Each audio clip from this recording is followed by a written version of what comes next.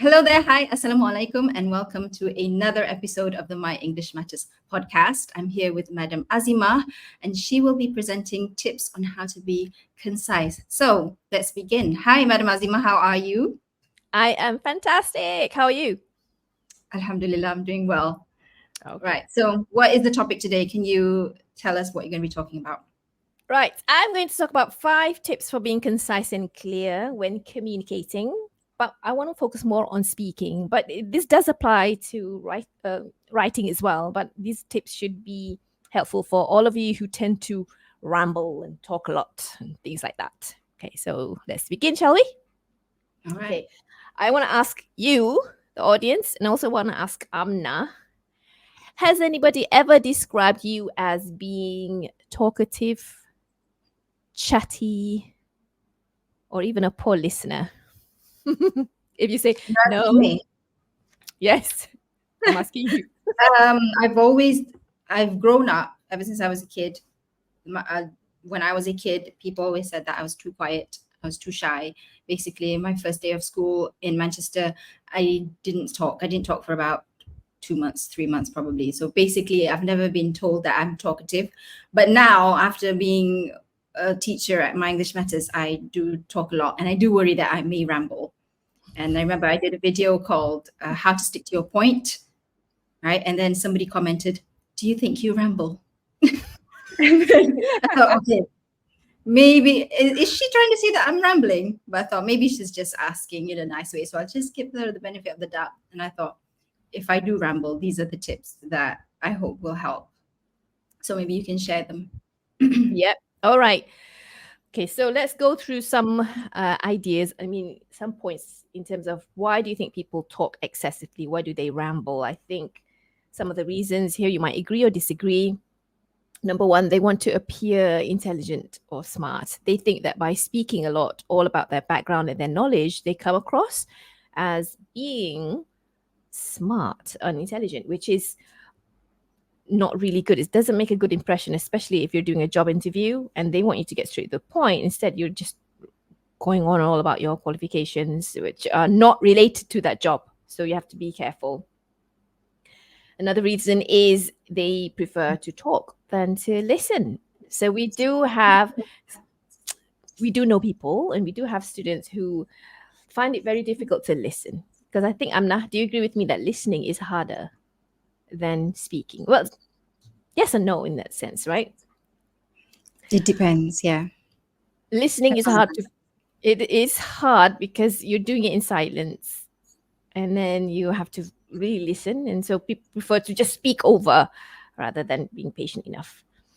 Another reason is because they think that by being talkative, it equates to being friendly. Right. So this is the thing. In Malaysia, there's this word called peramah, right? In Malaysia, in Malay. And peramah means you're friendly, you're chatty, people like you. It's great. But some people can go overboard and believe that being talkative means friendly. And the opposite to that, being quiet, is being cold and unfriendly. So we have to understand that there's a fine balance between talking too much and talking just enough. So we want to get to that balance. So what do you think other reasons, what other reasons could there be? Let us know in the comments. Okay. So I want to define what speaking concisely means, so you can take note. Basically, it means using the fewest words possible and cutting out unnecessary information. So, for example, somebody who's long-winded, all they want to say is, this project will be done by Monday, for example. That's the point. But instead, they go on for 2, 3, 4, 5 sentences. And so the point is lost. So you have to learn to cut down what you want to say into 2 or 3 sentences and not 10 sentences. So I have a trick for you. I'll give you the tips. All right. So are you ready with our first tip? Okay. Yes, Tip madam. number 1. Tip number 1 is to think before you speak. Now, this does mean jotting down your thoughts with a pen and paper. It's hard, isn't it? You prefer using your voice note or perhaps whatever. But we have seen students who want to ask questions to us and they prefer to send us voice notes, for example. And if you are going to be sending a voice note, get to the point immediately. Don't give us 10 voice notes for us to filter through what is your point. So jot down your points first and ask yourself, what is it that I want to say? Who is my audience? And why is it important to me or to them? Okay, so what, who, and why. When you think about this, very simple questions, answer that, then you're ready to speak. Okay. Anything you want to add, Amna? I'm just thinking about this, think about before speaking, because some people, they don't have time to think before speaking. So if somebody asks you a question on the spot, how do you find the time to actually think before speaking? Yeah, great question. This is where you buy time. And I have taught our students, how to buy time. One of them is to rephrase the question to give yourself time to think. Or you could say, according to my reading, just say one or two phrases as a beginning, as an introduction, just a bit, one, two, that's enough. But that should buy you time. Okay. Yeah, I think what I would do is if somebody asks me a question that I didn't have time to prepare for, I would do that. I would buy time, and then I would just think of the one point that I want to get across. Because some people, especially people who are naturally talkative, they tend to think while they speak, right? So I think for these types of people, they have to take a moment and think what is the one thing that they want to get across before actually speaking, so that it doesn't sound like they are rambling, right? Exactly. And that relates to my second point, which is to get to the point as quickly as possible. After you have bought your time, write one or two sentences, then think of your main point, and that should be front and center. Just one main point. Think of it as a headline for a newspaper article. Think of it as something that grabs the attention of your boss, for example. I want to give you this sentence here. I want to show you my slide for a minute. Hold on. Okay. This sentence or phrase can help you to get to the main point. So you can say, my goal is main point, or I'm here to talk about main point. I want to tell you that main point. Now, you don't have to say these phrases, but this is just to train you to say, to think of your main point immediately. It frames what you want to say. And for example, maybe you want to talk to your boss and you want to ask for an extension, right, for a particular deadline. So you could say, I'm here to talk about, or the reason I'm here is to discuss the timeline for Project X and inquire if it's possible to extend the deadline by next Friday. There. Specific, clear. Your boss is not going to ask you, yes, what are you here for? Yes, what do you want? What is it that you really want? Yeah, so I think when you're speaking, you try to get to the point as quickly as possible. And if there is elaboration needed, that's when you elaborate, instead of elaborating first and then getting to the point. But of course, it really depends on the context and the situation. So you have to be aware about that. There has to be a level of discernment, being able to understand the situation, understand the personality of that person and the situation of that person. So if you know that person is in a rush, then it's good to just get to the point quickly. And then, if they have time, then you elaborate. Right. Yeah, exactly. If they have questions, they'll ask you, right? Exactly. Yeah. But I also want to tell you that you do need to warm up a little bit. Like, no, don't just enter your boss. Here, my goal is you're supposed to say, hello, hi there. This is a good time to talk, and things like that. Warming up at the beginning is good. but this is not what it's about. I mean, I'm not teaching you how to do that first. I'm just teaching you how to be concise and all of that. Okay. All right. So tip number 3 is to pause purposefully. Okay. What I mean by that is to train yourself to separate key ideas. So I've just said that. Think of your main point, right? You could have 2-3 main points or 2-3 main ideas. But when you pause purposefully, it does help your listeners to process the information. And you can use pause to emphasize on important points. You can pause at the end of words, but don't pause in the middle of what you're saying. For example, I want to show you another slide. I want to show you an example of poor way to pause. Okay. Hello. I want to talk to you about the recent project that we have been working on. I think we should consider a different approach to the, all of these things. When you have this ... here, and you get in the slide here, it shows that you're pausing in the wrong moment and people just want you to just speak quickly. So that's why you have to think and plan well in advance. What is it that you want to say?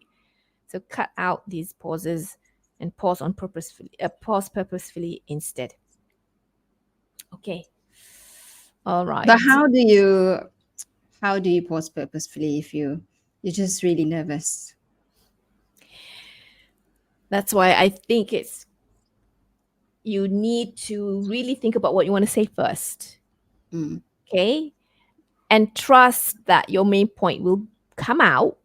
And if it's not enough, they can ask you. They will probe you to elaborate a little bit more. Yeah. I think pausing when you need to think is normal. But if the pauses are too long, then that becomes a bit of a problem because you might come across as somebody who's not very confident. So pausing is normal. Saying is actually quite normal. But if it's just too much and it's too obvious, then you do need to practice speaking a lot. If you have time, speak at home with your children, with your husband. Spend that time to actually practice speaking so that you reduce the how long your pauses are. Yeah. Okay. Number 4, use clear and concise language. Now, I know that we have been taught to use advanced vocabulary, and sometimes my English Matters, we teach you how to use advanced vocabulary. But sometimes it's just best to stick to ordinary, common, everyday words that are clear and safe, meaning clear to everybody. Clear to you understand what you're saying, and clear to your audience, your target audience. Now, of course, if you are in the academic world like I was, we are expected to use, academic sounding words. We're supposed to show our depth of knowledge, which is fine because that's your target audience. Fine, use that sort of language. But at the workplace, if there's a range of audience with different expertise and all of that, I think the safest way is for you to just cut down to just use clear language. So here are some examples that I found that next time maybe I could include it in our email. So instead of using in terms of, just use regarding or about. Instead of using utilize, sounds great, right? You can use use instead. That's what you mean. Instead of optimize, right? Optimize at 3 syllables. Just use improve or enhance. Instead of using notwithstanding 4 syllables, just use despite or although. Instead of using regarding the matter of, just use concerning or about. So these are just simple examples. That's why we say you do not have to use complex words in order to sound intelligent. Sometimes simple words are nice and clear for everybody. But sometimes people use these big words because they want to buy time. Like, notwithstanding takes a long time. So it takes them time to think about what they want to say. What Madam Azimah means is that it's not wrong to use these big words, but it's also okay to use smaller words, right? Is that what you mean? So that you That's can right. sound concise and clear. Yes, that's right. Okay. So my fifth point. Because it might distract people sometimes. If you're using big words, it might distract people. That's Yeah. right. That's right. Okay. Now let's go on to my fifth point, which is to practice speaking aloud your thoughts and your opinions. Is I would say it's very important that you get you're familiar with easy topics like your family, your hobbies, work experience, favorite movies, favorite books, etc. Those are simple, I would say, everyday topics that we always have to um, navigate. It's very easy. But you also sometimes you are asked to talk about difficult issues like politics or what's going on around the world right now, war, debates, what's the problem, your thoughts and opinions on these matter, on the news, current events. These are very difficult topics, and sometimes when you need to state your opinion, you have to practice with these difficult topics. And the good thing about you guys, and I'm speaking to our students, members monthly students, and our communicate with confident students, is that you have this opportunity to practice with us and amongst yourselves as students. So there you go. I think these are my 5 tips. And Amna, what do you think? Yeah, about number 5, practice speaking aloud. So maybe you can think about what it is that you struggle with. Do you struggle having conversations, or do you struggle sharing your ideas at work, which is, I would say, more professionally related? So think about where you struggle, and then when you're at home or in your free time, practice that specific area that you struggle in. So if it's conversations, practice having conversations in English with your friends or with your family. If it's professional related, then probably you'll need to have to practice with colleagues, or you just practice with yourself. You could take a video of yourself talking about things that are related to work. And if you are one of our students in Members Monthly and Communicate with Confidence, we have all these phrases that you can use to help you express yourself and express opinions. Okay. Yeah. Yep. All And right. we also allow time. And I would like for you guys, if you're not our students, once you practice, get feedback. If you have someone that you trust to give you feedback, fantastic. If you have a teacher like us, fantastic. This is where you could ask them, how did I sound? How could I say it better? What can I do better? You can ask yourself these questions just to see if you can do it again. Like Amna said, practice on video, Yeah. record as many times as you can on these difficult topics. Yes. Yeah. That's why we have those speaking practice sessions for our students, so that they come in. They're not just learning passively, but they are learning actively and being interacting with us and interacting with other students in the class, so that they can see where they struggle. Yeah. All Okay, right. so those are my 5 tips for being concise and clear. Number 1, think before speaking. Number 2, get to the point as quickly as possible. Number 3, pause purposefully. Number 4, use clear and concise language. And number 5, practice speaking out loud. All right. Okay. Okay, that's all for today. And I'll see you in our next session. Thank you, Madam Azimah. Bye and Assalamu alaikum.